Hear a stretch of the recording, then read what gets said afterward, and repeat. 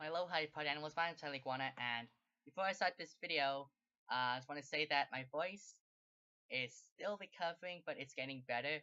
Um, as in my I can sort of do like my voice is a bit higher, like you can reach some high notes. But it's a bit raspy though. Like for example, like today I was trying to do my Rick and Morty impressions. I can do Rick and Morty. I can do Rick. I can do Morty too. It's just that um, I mastered them before I got the flu, but after I got the flu, um, my voice got it got very bad, and my voice is still recovering for that. But I can sort of do Rick and Morty, wait, Morty, you know what, Morty, dub, yeah, yeah, yeah. Let's get rickety wrecked, yeah, Morty.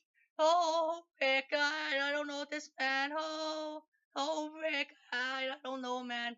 You see, like Morty, um, I can do him, just that my voice is still recovering, and I got really scared because my um it's because I thought this was going to be permanent because like day after day, it didn't seem it was going to like get better, and but I didn't lose hope. I just kept on hoping that like my voice comes back, and I'm so thankful that it's just temporarily. And yeah, but let's start this video. This is a story time of when I first started voice impressions. I think this is good because you know my voice is trying to get better. Has to deal a lot of about my voice impressions. I'm doing more voice impression videos now, which yeah, and I think this is good. So um, I started doing voice impressions in sixth grade. Well, I started attempting them before that, but but in sixth grade that's when I actually let it become a thing.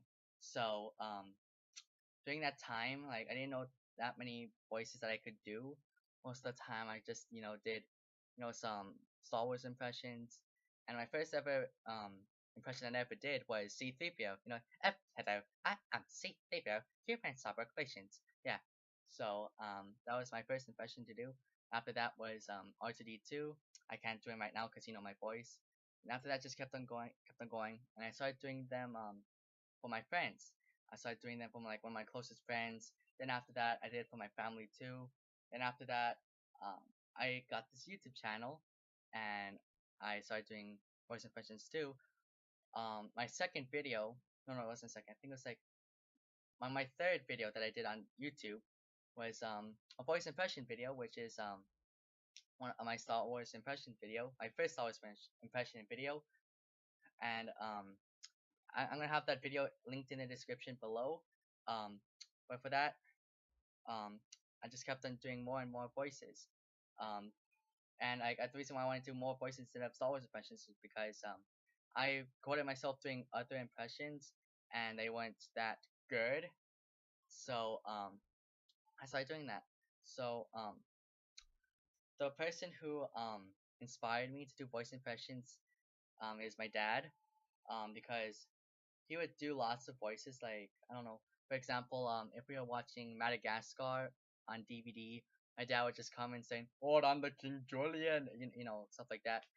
And and after that, I was like, maybe I can do some voices like him. So I started doing them, and now it's a thing. Um, People didn't actually know that I did like voice impressions. Um, in till the eighth grade because I did that talent show. I attempted to do the talent show in seventh grade. That's a whole different story. But let's just say I didn't get in, and people didn't see me to do it. But in eighth grade, that's when I reached. Oh, not reached, but I mean like that's when I rose, raised. That's when I raised. Yeah, that's when I. Let's just say that's when I peaked. There, peaked, and people just like kept on asking me to do voice impressions for them.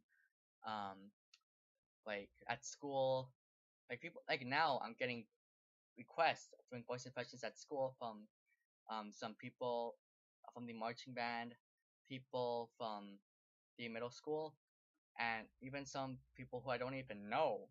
They recognize me, and they just come up to me and they like ask me to do voice impressions for them. and I do that.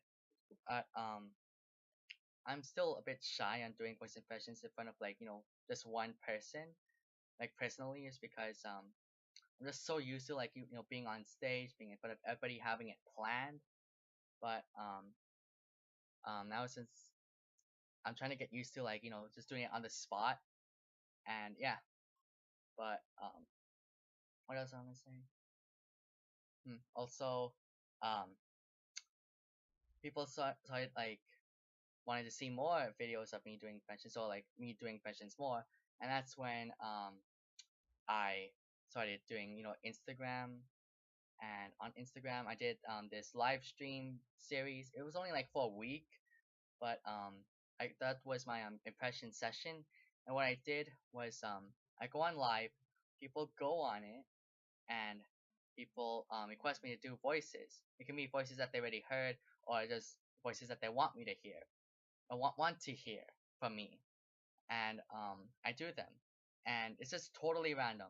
Okay, um, and most of the time, people just ask me to do Donald Trump. I don't know why, but some of the requests that they give me actually help me improve, because some that's the voice that they give me I didn't even know that I could do, and I did it. And people give feedback, and they say, "Well, that's pretty good. When is your next impression session?" And I don't know if I'm gonna be doing another one. Well, I plan to do one pretty soon.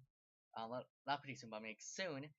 Because I don't know. The reason why I stopped is because people just like stopped going on my live streams. Like it kept on getting less and less. Because first I got like 8 to 10 viewers, and then I kept on getting smaller and smaller until I got only 2 viewers, and then I stopped doing it.